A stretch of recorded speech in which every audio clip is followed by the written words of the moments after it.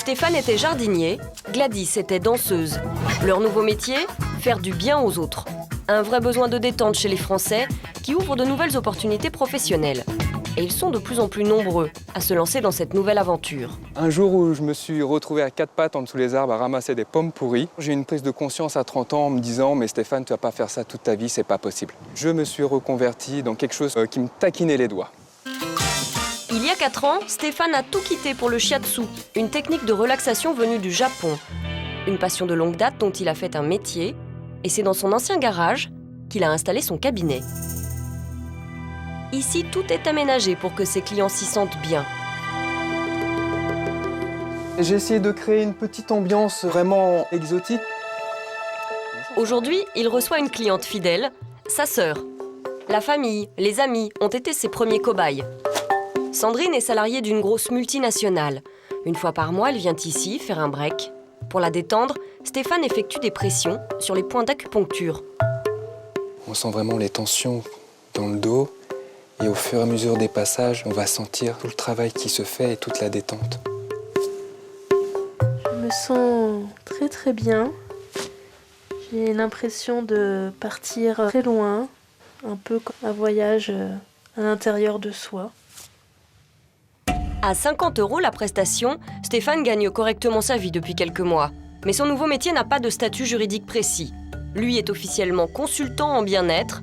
Il ne peut se dire masseur. Au regard de la loi française, seuls les kinés, diplômés d'État, peuvent avoir ce titre. Le texte est formel. Les masseurs kinésithérapeutes, effectivement, ont un monopole du massage thérapeutique, c'est-à-dire le massage qui a pour but d'éviter l'apparition des maladies ou de les traiter.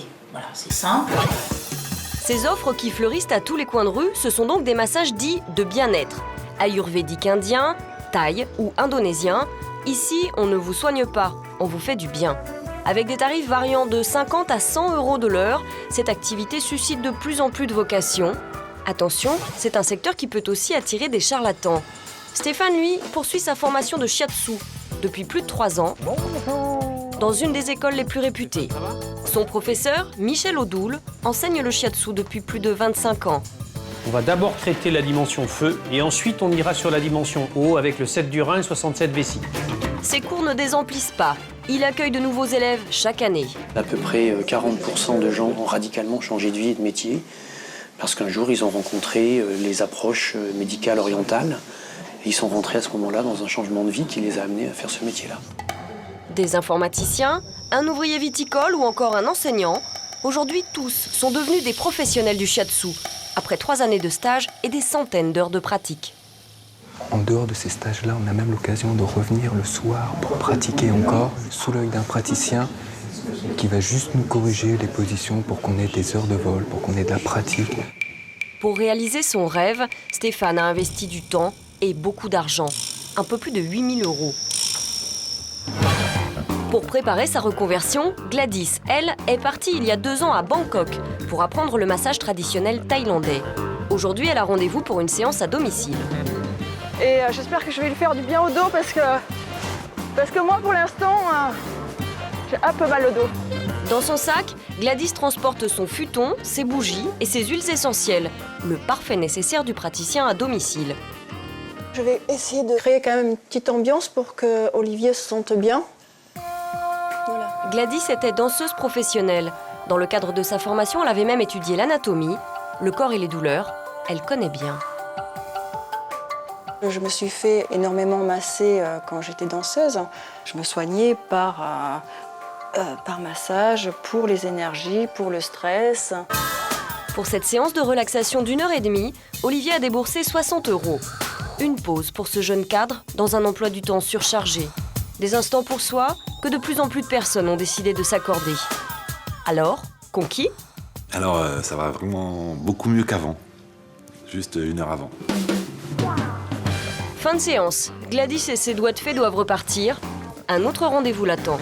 À la semaine prochaine. C'est maintenant dans un grand hôtel parisien que Gladys va travailler. Elle vient juste de décrocher un contrat dans le tout nouveau centre de fitness. Peut-être la garantie d'une clientèle régulière et de revenus plus sûrs. Yeah, this is Stéphane. Jade. Hello, it's Gladys. Jade. Dans les grands hôtels, proposer aux clients des séances de relaxation, c'est devenu incontournable.